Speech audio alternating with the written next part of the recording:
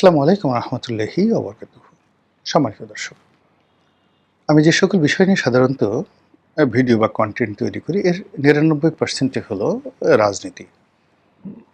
এই রাজনীতিতে যে সকল বিষয় দৃশ্যমান বা চলমান দৈনন্দিন জীবনে ঘটে বা আগামীতে যে বিষয়গুলো ঘটতে পারে, যেটা আমার দৃষ্টিতে মনে হয় যে এটাগুলো নিয়ে আলোচনা করা দরকার, সেই বিষয়গুলো আপনাদের সামনে উপস্থাপন করি।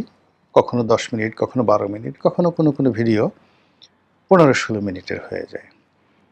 এখন বাস্তবের ঘটনা বর্ণনা করতে গিয়ে অনেক সময় ইতিহাসের কথা বলি, অনেক সময় গল্প বলি, অনেক সময় হালকা কথাবার্তা বলি। এগুলো মূলত আসলে যে কনটেন্টটা হয় সেই কনটেন্টটিকে আকর্ষণীয় করার জন্য। মানুষ মানে যদি আপনি কেবলমাত্র সিরিয়াস কথাবার্তা বলেন, এটি ৩০ সেকেন্ডে আসলে একটা কথা বলা সম্ভব। যেমন আজকের যে শিরোনাম, সেই শিরোনামটি আমি আসলে ৩০ সেকেন্ড থেকে ১ মিনিটের মধ্যে বলে দিতে পারি। কিন্তু মানুষের হলো কি, মানুষের অ্যাটেনশনটা ওইভাবে আসবে না। এটাকে মনে করবে জাস্ট একটা তথ্য, একটা ডাটা। জাস্ট শিরোনামটা আমি পড়ে দিলাম। এখানে আজকের যে শিরোনাম। মানুষ গল্প শুনতে চায়। তো এ কারণে এই কথাগুলো বলি। আবার সেই গল্প বলতে গেলে অনেক সময় দেখা গেল যে খুব ভারী কথা বললে মানুষ শুনতে চায় না। আমাদের দেশে হুমায়ুন আজাদ খুব ভালো লেখা লিখতেন। গবেষণালব্ধ লেখা লিখতেন। আহমেদ ছফা খুব ভালো লেখা লিখতেন। কিন্তু মানুষ হুমায়ুন আহমেদের কথা পছন্দ করতেন, তার লেখা পছন্দ করতেন, তার নাটক পছন্দ করতেন। এর কারণ হলো সেখানে প্রচুর হিউমার, একেবারে সাধারণ মনে হলো যেন আপনারই জীবনের একটা প্রতিচ্ছবি তিনি তার কলমে ফুটিয়ে তুলেছেন। তো এই কারণে কি হতো, যারা সিরিয়াস লেখক বা সিরিয়াস পাঠক তারা কখনো হুমায়ুন আহমেদকে ওইভাবে মনে করতেন না যে তিনি একজন সত্যিকার একজন লেখক, মনে করতেন চটি লেখক। তো আমাকে নিয়েও ধরেন বিভিন্ন রকম কথাবার্তা হয়। অনেকে নেতিবাচক কথা বলেন, আবার অনেকে প্রশংসাও করেন। কিন্তু আমি আবার সিরিয়াস কথাও যেমন মাঝে মধ্যে বলতে পারি, কিন্তু আমি বেশিরভাগ সময় বিষয়গুলোকে হালকা করার চেষ্টা করি। আজকের যে বিষয়টি বলবো সেই বিষয়টি নিয়ে আসলে আমি আপনারা তো অনেকেই জানেন যে আমি মূলত কন্টেন্ট ক্রিয়েশনটা শুরু করেছি রিসেন্টলি। আমার সুদীর্ঘ যে কর্মজীবন এটি শুরু সাংবাদিকতা দিয়ে 1986-এ, ১৯৮৬ সনে। টানা ৫ বছর সেখানে ছিলাম। তারপরে ব্যবসা-বাণিজ্য, চাকুরি, প্রথমে তারপরে চাকুরি, এরপরে ব্যবসা-বাণিজ্য। তারপরে রাজনীতি, এবং রাজনীতির সঙ্গে ২০০৮ সনে আবার সেই সাংবাদিকতা, মানে কলামিস্ট হিসেবে, লেখক হিসেবে পত্র-পত্রিকায় লিখে আসছি এবং আজকের দিন পর্যন্ত সেই নিয়মিত লিখে। আগে খুব বেশি লিখতাম। প্রতি সপ্তাহে ২-৩টি পত্রিকায় লিখতাম। এখন মাত্র একটা পত্রিকায় লিখি। কেন সময়ের সাথে আসলে পেরে উঠি না। অনেকদিন শুধুমাত্র নয়াদিগন্তে লিখেছি, তারপরে আবার বাংলাদেশ প্রতিদিনে লিখেছি। এখন এই মুহূর্তে কালের কণ্ঠে প্রতি বুধবারে আমার লেখা ছাপা হয়। তো এই প্রতি সপ্তাহ ধরে আমি চিন্তা করি যে পাঠকদের জন্য, বলা খুব সহজ, আমি যেরকম সাবলীলভাবে বলে যাচ্ছি, কিন্তু এই কথাগুলো যদি আমি বলি আপনারা পড়বেন না। পাঠক তারা সবসময় সিরিয়াস গল্প শুনতে চায়, তথ্যপত্র সহ একটা কন্টেন্ট, মানে আপনি যখন লিখতে যাবেন সেটার একটা মানে বিস্তার অনেক গবেষণা করতে হয়। তো যার জন্য আমি সারাটা সপ্তাহ আপনাদের জন্য কন্টেন্ট তৈরি করি, তার সঙ্গে আবার ওই যে কালের কণ্ঠের জন্য লেখা একটা মানসিক প্রস্তুতি থাকে। তো আজকের যে শিরোনাম, সেই শিরোনাম নিয়ে যখন আমি কালের কণ্ঠে লিখলাম, যেটা আজকে আমি বুধবার দিনই এই কন্টেন্টটা তৈরি করছি, কালের কণ্ঠের লেখাটা ছাপা হয়েছে, তখন আমার কাছে মনে হলো এই বিষয়টা নিয়ে আসলে আপনাদের কাছে কিছু বলা উচিত। প্রথমত হলো যে বান্দর বা বানর নাচ। আমরা ভদ্র ভাষায় বলি বাদর, তারপরে বলি বানর। কিন্তু আমাদের দেশের মানুষ যদি কাউকে গালি দিতে চায়, তাহলে কাউকে বাদর বলে না, এই বাদর বা এই বানর এরকম বলার সাথে, আরে বান্দর, বান্দরের বাচ্চা বান্দর, বদমাইশের বাচ্চা বদমাইশ, এই সমস্ত কথা না বললে না বাঙালির যে মনের ঝাল মেটে না। আমাদের জীবনের একেবারে অঙ্গাঙ্গিভাবে বানরের যে চরিত্র, আকার, আকৃতি, চাল, চলন, এগুলো এতটা বেশি প্রভাবিত, মনে হয় যে বাংলাদেশে একমাত্র একটা জেলার নাম আছে বান্দরবন, মানে বান্দর এবং বন, এটাকে নিয়ে বাংলাদেশে একটা বৃহত্তম জেলা আছে। পৃথিবীর অন্য কোনো দেশে এরকম একটা জেলার নাম বানর দিয়ে আছে বলে আমার জানা নেই।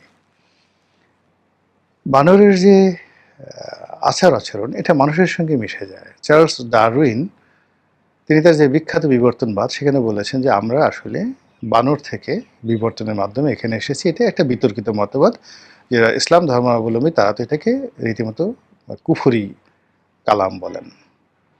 তারা হযরত আদম আলাইহিস সালাম বেহেশত থেকে এসেছেন, হাওয়া আলাইহিস সালাম বেহেশত থেকে আল্লাহ পাঠিয়েছেন, পৃথিবীতে এসে তারা প্রজনন এবং প্রাকৃতিক নিয়মে বংশবিস্তার করেছেন এবং সেখান থেকে আমরা এসেছি এবং প্রাকৃতিক কারণে আজ আমরা বিভিন্ন ধর্ম বর্ণ গোষ্ঠীতে মানে আমরা পরিণত হয়েছি। তো এই যে ধর্মীয় বিশ্বাস, কিন্তু ধর্মীয় বিশ্বাস তার সঙ্গে সঙ্গে বৈজ্ঞানিক যে কথাবার্তা যাই থাকুক না কেন, প্রকৃতিতে যে সকল প্রাণী রয়েছে তার মধ্যে সবচেয়ে বানরের সঙ্গে আমাদের অন্তমিল রয়েছে, ভীষণ রকম মিল রয়েছে। আর এর মধ্যে বাঙালির মিল রয়েছে খুব বেশি। বাঙালির বানর প্রীতি কোন পর্যায়ে, জাস্ট একটা উদাহরণ দিই। আমার বাসা দীর্ঘদিন প্রায় ৩০ বছর আমি ছিলাম ঢাকা কলেজের পেছনে, ওটাকে নায়াম রোড বলে।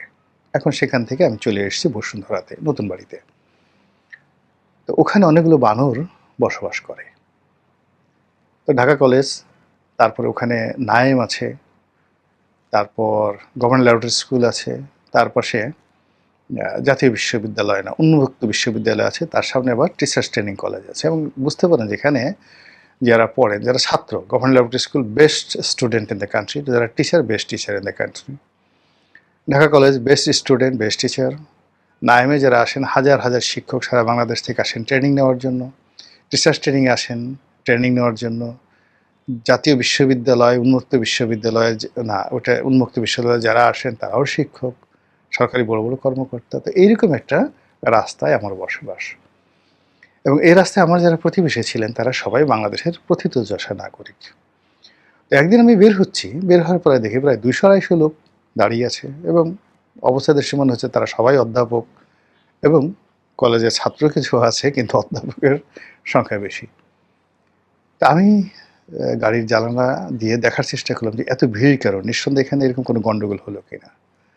মাই গড! আমি দেখলাম যে ঢাকা কলেজের যে গেট, দ্বিতীয় গেট, হোস্টেলের দিকের যে গেটটি রয়েছে এবং নাইমের গেটের সামনে, ওখানে ৩-৪টা বানর খেলাধুলা করছে। মানে গাছের উপর উঠছে, নামছে। আর সব এই বড় বড় অধ্যাপকরা প্রায় ২০০ লোক দাঁড়িয়ে দাঁড়িয়ে বানরের সেই খেলা দেখছে।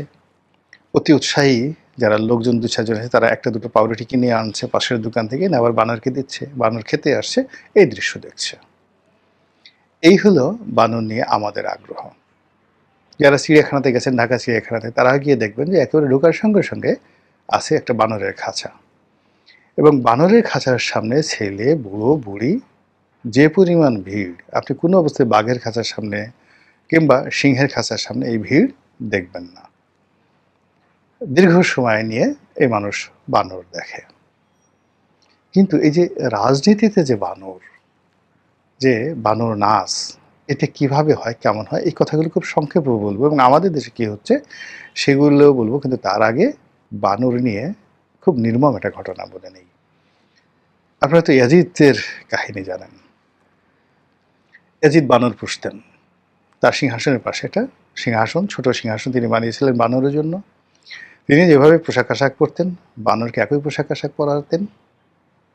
তারপর তার দরবারে যারা আসতেন, যারা কুর্নিশ করতেন, তারা বানরকে কুর্নিশ করতেন। এবং তার যারা বেশি অভিজাত, মানে আমির উমরা, অন্য দেশের রাষ্ট্রদূত যারা আসতেন, মানে ইয়াজিদ মানে কি একটা বিশাল শাসক। আজকের পুরো মধ্যপ্রাচ্য তার আন্ডারে ছিল, সাইপ্রাস সহ। It's not matter of joke. আমাদের দেশের প্রধানমন্ত্রীর মতো নয়, আমাদের এরকম ১০০টা প্রধানমন্ত্রীর মতো ভূখণ্ডর অধিকারী ছিলেন ইয়াজিদ ইবনে মাবিয়া। তো সেই রাজার দরবারে কায়না আসতো, সবাই আসতো, কিন্তু সবাইকে ওই রাজার ৩.৫ বছরের নিয়মে তাকে বানরকে স্যালুট করতে হতো। এবং যারা রাজার হাত চুম্বন করার জন্য অনুমতি পেতেন, এটা ছিল একটা রেয়ার, যাকে বলে, তাতে হ্যান্ডশেক করতেন না, হাত বাড়িয়ে দিতেন। আর সেই হাতে চুম্বন করার যারা অধিকার প্রাপ্ত ছিলেন, অনুমতি প্রাপ্ত ছিলেন, দে আর দ্য রয়্যাল হাইনেস। তো তাদেরকেও রাজার হাত চুম্বন করার পর বানরের হাত চুম্বন করতে হতো। সেই ইয়াজিদের যে বেশ কয়েকজন গভর্নর ছিলেন, তার মধ্যে আবদুল্লাহ ইবনে জিয়াদ, যার নেতৃত্বে কারাবালার যুদ্ধ হয়েছিল, এবং এই আবদুল ইবনে জিয়াদের সেনাপতিরাই কিন্তু হযরত ইমাম হুসেন রাদিয়াল্লাহু তাআলা আনহু এর হত্যাকাণ্ড ঘটিয়েছিল। তো তিনিও ইয়াজিদের মতো করে এরকম বানর পুষতেন। তারও একটা সিংহাসন ছিল, সিংহাসনের পাশে একটা বানর ছিল, এবং ইয়াজিদের দরবারে বানরকে নিয়ে যে সকল আধিক্ষেত্য হতো, একই অবস্থা সেই উবায়দুল্লাহ ইবনে জিয়াদের রাজদরবারও একই ঘটনা ঘটত।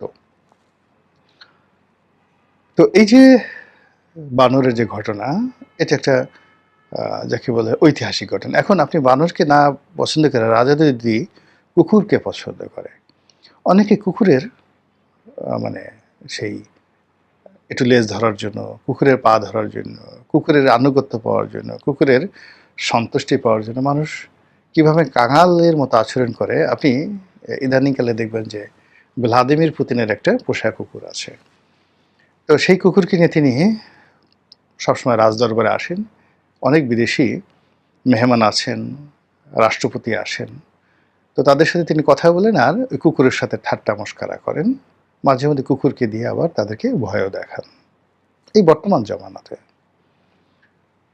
এর বাইরে বিড়ালকে নিয়ে, অনেক রাজার বিড়াল থাকে, সেই বিড়ালকে নিয়েও মানুষ আধিক্ষেত্তা করে। শেখ হাসিনার একটা বিড়াল ছিল, সেই বিড়ালের আনুগত্য পাওয়ার জন্য, সেই বিড়ালকে কোলে নেওয়ার জন্য গণভবনে যে কি হতো, যারা দেখেছেন তারা এটা খুব ভালো করে জানেন। আমি আর আগালাম না। এখন যেটি হচ্ছে, এই যে মানুষ, আমরা যারা মানুষ, আশরাফুল মাখলুকাত, আমরা অপর মানুষকে ছোট করার জন্য তাদেরকে কেবলই মাত্র পশুর পর্যায়ে নয়, পশুর চেয়ে নিচের পর্যায়ে নামিয়ে আনার জন্য, আমার শ্রেষ্ঠত্ব উপরে তুলে ধরার জন্য, এবং আমার যারা অনুগত যারা লোকজন রয়েছে তারা যাতে কোনো অবস্থাতে মেরুদণ্ড সোজা করতে না পারে, এই জন্য তাকে মেরুদণ্ডহীন, পশুর চাইতেও নিচু পর্যায়ে নেওয়ার জন্য আমি বানর বা অন্য কোনো পশু আমি পালন করি, এবং মানুষকে বাধ্য করি তাদের আনুগত্য করার জন্য। এই ধরনের ঘটনা রাজনীতিতে অহরহ ঘটে আসছে। যদি আপনি রাষ্ট্র ক্ষমতায় বসেন এবং আপনার চারিপাশে সিংহ হৃদয়ের মানুষ, সিংহ বিক্রমের মানুষ, কিংবা বাঘ চরিত্রের মানুষ তাদের সংযোগ ঘটাতে না পারেন, তাদেরকে লালন পালন করতে না পারেন, তাহলে আপনি কোনো অবস্থায় একজন খালিদ ইবনে ওয়ালিদের মতো সেনাপতি পাবেন না, মুসা ইবনে নুসাইরের মতো সেনাপতি পাবেন না, তারিক ইবনে জিয়াদের মতো সেনাপতি পাবেন না, রাজা মানসিংহের মতো সেনাপতি পাবেন না, কিংবা আপনি সেই যে মহাকালের বিখ্যাত হানিবল বার্কা বা তার পিতা Hamilcar Barca, Julius Caesar, Pompey the Great, এদের মতো সেনাপতি পাবেন না। রাজা যদি বানর পোষেন, রাজা যদি কুকুর পোষেন, তাহলে তার সেনাপতিও ঠিক ওই পর্যায়ে হয়ে থাকে, এবং সেটা দিয়ে আর যা হোক না কেন রাজ্য শাসন হয় না। এই গেল একটা। ২ নম্বর হলো যে পতিতা, বারবনিতা। তো এটা আমাদের সমাজে এখন একটা নিন্দিত শব্দ। কাউকে পতিতা বলা হলে, কাউকে বারবনিতা বলা হলে, এমনকি কাউকে যদি বলা হয় তুই বারবনিতার ছেলে, তোর মা পতিতা ছিল, তোর দাদি ছিল, তোর দাদা মানে দাদা মানে দাদার মা ছিল, এরকম আপনি যে কোনোভাবেই বলেন না কেন, একটা মানুষ তার মেজাজ ঠিক রাখতে পারে না। অথচ বিশ্ব রাজনীতি টিল নাও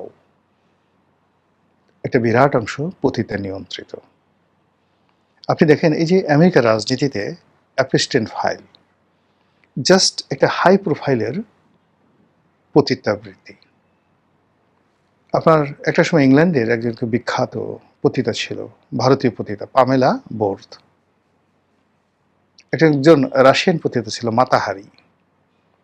মানে তারা বিশ্ব রাজনীতিকে কিভাবে তোলপাড় করে ফেলত।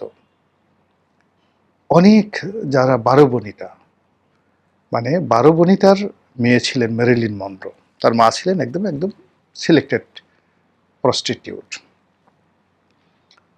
আর সেই 12 বনিতার মেয়ে মেরিলিন মনরো তিনি অভিনেত্রী ছিলেন, তার ব্যাপারে আর কিছু বলার দরকার নেই। নটি ছিলেন, নটি বিনোদিনী ছিলেন, কিন্তু তিনি কি ছিলেন? জন এফ কেনেডির শয্যাসঙ্গী ছিলেন। এবং সেই শয্যাসঙ্গী থাকার কারণে আমেরিকার রাজনীতি, বিশ্বের রাজনীতি, সোভিয়েত ইউনিয়নের রাজনীতি, ইউরোপের রাজনীতি তিনি নিয়ন্ত্রণ করতেন ওই সময়টিতে। এইভাবে 12 বনিতারা মুঘল আমলে ছিল। ওটাই লিখেছি যে তাদেরকে এমনভাবে প্রেস্টিজিয়াস ইনস্টিটিউশন করে তোলা হয়েছিল, দ্য হাউস অফ 12 বনিতা। তারা শিল্প জানতেন, সাহিত্য জানতেন, ছলাকলা জানতেন, ভদ্রতা জানতেন, মানুষকে বিভ্রান্ত করতে জানতেন, তারপর গুপ্তচর বৃত্তি জানতেন। ফলে রাজপরিবার, ভদ্রজনের যারা লোকজন, তারা তাদের আদব কায়দা শেখার জন্য এ সকল যে হাই প্রোফাইল যে পতিতালয় ছিল সেখানে গমন করতেন মুঘল জমানা পর্যন্ত। আর চন্দ্রগুপ্ত মৌর্য, যার প্রধানমন্ত্রী ছিলেন চাণক্য ওরফে বিষ্ণুগুপ্ত, যাকে আমরা কৌটিল্য বলি, কৌটিল্যের অর্থশাস্ত্র, সেখানে এটা লেখা আছে যে ওই সময়টিতে 12 বনিতা বা পতিতাবৃত্তি রীতিমতো একটা বৃহৎ শিল্পে, ইন্ডাস্ট্রিতে পরিণত হয়েছিল সারা ভারতবর্ষে। এবং সরকারের একটা মন্ত্রী ছিল, গণিকা মন্ত্রী। তো সেই গণিকা মন্ত্রী তারা এই পতিতালয়গুলো থেকে, পতিতাদের থেকে তারা যে ট্যাক্স কালেকশন করত, এটা one of the highest tax ছিল। কৃষি থেকে, ট্রেড অ্যান্ড কমার্স থেকে যে ট্যাক্স কালেকশন, রেভিনিউ কালেকশন হতো, তার চেয়ে বেশি কালেকশন হতো এই 12 বনিতাদের কাছ থেকে। এবং 12 বনিতাদের মধ্যে বেশ কয়েকটি শ্রেণী ছিল। একটা গ্রুপ শুধুমাত্র শরীর বিক্রি করত,